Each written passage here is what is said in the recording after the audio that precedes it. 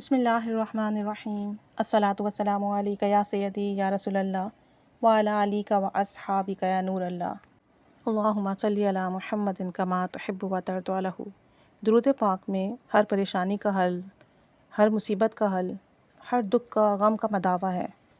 اگر آپ محبت سے پڑھ لیں، کچھ لمحے بیٹھ کر توجہ دھیان سے پڑھ لیں تو بڑی سے بڑی پریشانی حل ہو جاتی ہے۔ کامل یقین سے پڑھ لیں، سوچیں کہ آپ نبی رحمت صلی اللہ علیہ وآلہ وسلم پر درود و سلام بھیج رہے ہیں اور وہ رحمت للعالمین ہیں، بس وہ نظر کرم فرمائیں گی، میرا مسئلہ حل ہو جائے گا۔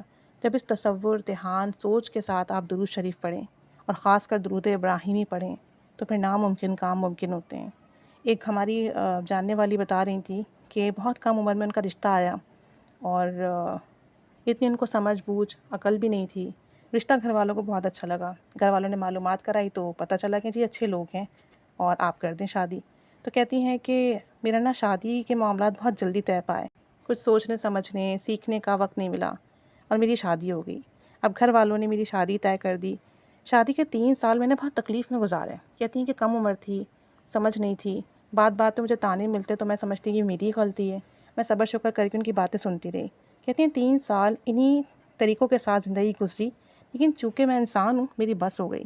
کہنے لگی کہ شوہر اب چھوٹی چھوٹی باتوں پر مجھ سے لڑتے، حتیٰ کہ مجھے مارتے بھی، کبھی گالیاں دیتے، اور جب یہ رویہ میرے سسرال والے دیکھتے تو وہ بھی مجھے گالیاں دیتے، بد دعائیں دیتے اور بہت برا بھلا کہتے۔ کہتی ہیں کہ ایک بار تو حد ہی ہو گئی، میرے شوہر نے مجھے بہت مارا اور مجھے گھر سے نکال دیا اور کہا کہ واپس مت آنا۔ تو کہتی ہیں کہ میں اتنی پریشان، میں اپنے گھر آ گئی، سوچا کہ حالات جب نارمل ہوں گے واپس چلی جاؤں گی، لیکن میرے شوہر نے مجھے فون کر کے کہا کہ نہیں، واپس آنے کی ضرورت نہیں ہے اور میں تمہیں نہیں رکھنا چاہتا، تم بہت کم عقل عورت ہو، میں تمہیں طلاق دوں گا اور یہی اس مسئلے کا حل ہے۔ کہتی ہیں کہ میں بہت پریشان ہوئی کیونکہ میرے والدین کے مالی حالات اتنے اچھے نہیں تھے، چھوٹے بچے بھی تھے میرے۔ کہتی ہیں کہ میں نے ہر دکھ سہا ان کا، ہر چیز برداشت کی، صرف یہ سوچ کے کل کو یہ ٹھیک ہو جائیں گے، مسئلے حل ہو جائیں گے، لیکن نہیں ہوا۔ کہتی ہیں میں نے اپنے دوست سے ذکر کیا ان تمام حالات کا، گھر والوں کو نہیں بتا سکتی تھی۔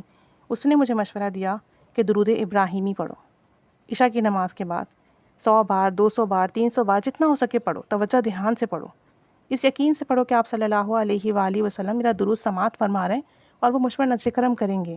اور چلتے پھرتے اٹھتے بیٹھتے درود شریف پڑھو دن میں، لیکن رات میں عشاء کے بعد توجہ دھیان سے پڑھو اور خوب رو رو کے دعا کرو۔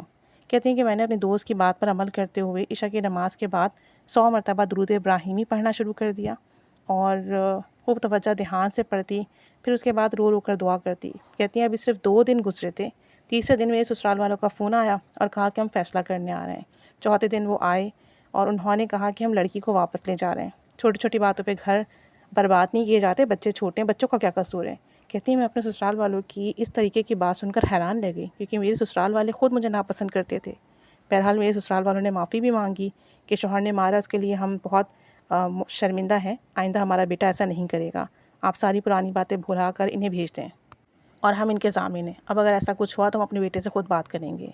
بہرحال کہتی ہیں کہ سسرال والوں نے میرے گھر والوں کو منایا اور جو ہے میں اپنے سسرال والوں کے ساتھ گھر آ گئی، اور یقین جانیں آپ کہ میرے سسرال والوں نے جو باتیں کی وہ نبھائیں۔ انہوں نے اس کے بعد کبھی مجھے تنگ نہیں کیا، اگر میرے شوہر مجھ سے لڑتے تو وہ میرا سائڈ لیتے اور میری طرف سے بات کرتے، لیکن الحمدللہ میں نے اپنے درود پاک کی روٹین ختم نہیں کی۔ گھر آ کے بھی میں رات میں عشاء کے بعد سارے کام وغیرہ نپٹا کر بچوں کو سلا کر سکون سے درود پاک پڑھتی، توجہ دھیان محبت سے، اور اپنے لیے، اپنے شوہر کے لیے، ازدواجی زندگی کے لیے دعا کرتی۔ کہتی ہیں آپ یقین کریں کچھ عرصے میں ایسا ہوا کہ میرے شوہر نے مجھے مارنا، گالیاں دینا بالکل بند کر دیا، بلکہ میری عزت کرنے لگے اور گھر والوں سے میری تعریفیں کرنے لگے۔ اور کہتی ہیں کہ میرے شوہر نہ پہلے نشہ بھی کرتے تھے، نماز بھی نہیں پڑھتے تھے، اور میں نے درود ابراہیمی پڑھ کے ہی ان کے لیے دعا کی کہ یہ نشہ چھوڑ دیں، نماز پڑھنا شروع کر دیں، اور پھر ایسا ہی ہوا، میرے شوہر نے نشہ بھی چھوڑا، نماز پڑھنا بھی شروع کی، اور درود پاک کی تاثیر سے میں نے اپنے شوہر کے اندر اتنی چینجز دیکھی میں آپ کو بتا نہیں سکتی۔ ساری بات یقین کی ہے، میں نے درود پاک کی برکت ناممکن کام ممکن ہوتے دیکھے ہیں۔ اتنی تاثیر ہے درود شریف میں، خاص کر درود ابراہیمی میں۔ درود پاک ہر درد کی دوا ہے، تو جس کو بھی مسئلہ ہو، کہتی ہیں بس آپ سب سے یہ کہیں، گزارش ہے میری سب سے یہ کہیں آپ کہ جس کو بھی جو بھی مسئلہ ہے، عشاء کی نماز کے بعد 100 بار، 200 بار، 300 بار قبلہ رخ بیٹھ کر، باوضو بیٹھ کر، خوشبو لگا کر بیٹھیں اور توجہ دھیان سے 100 مرتبہ، 200 یا 300 مرتبہ درود ابراہیمی پڑھیں، اور پھر سجدے میں سر رکھ کر رو رو کر اپنے مسئلے کے حل کے لیے دعا کریں، اور پڑھتے وقت بس یہی تصور رکھیں کہ رحمت للعالمین صلی اللہ علیہ وآلہ وسلم پر درود و سلام بھیج رہی ہوں، تو میرا کام تو اب لازمی بنے گا۔ ایسی بارگاہ میں بھیج رہی ہوں جہاں سے کوئی خالی نہیں آتا. تو میرا یہ بھیجا ہوا درود پاک جو کہ میری حاجات کے ساتھ وہاں پہنچ رہا ہے، میری حاجات خالی نہیں ہوگی. جب میرے درود پاک قبول ہوگا تو میری حاجات بھی قبول ہوگی. کہتی ہیں کہ بس آپ اس پہ ویڈیو بنا دیں اور سب کو بتائیں یہ بات نا کہ درود شریف اس طریقے سے پڑھیں، بڑے سے بڑے مسئلے حل ہوں گے اور کام بنیں گے. تو بڑا یقین تھا ان کو، بڑا محبت تھی ان کے انداز میں درود پاک کو لے کر، کیونکہ زندگی کے سارے مسئلے حل ہو گئے. شوہر عزت دینے لگے، سسرال والے عزت دینے لگے، شوہر نے نشہ چھوڑ دیا، نماز پڑھنا شروع کر دی، تعریف کرنے لگے، ساتھ دینے لگے، محبت کرنے لگے، عزت دینے لگے. اور کیا چاہیے؟ تو بس درود پاک پڑھیں، جیسے انہوں نے بتایا ویسے پڑھنا شروع کر دیں، انشاءاللہ تعالیٰ کرم کے دروازے کھلیں گے.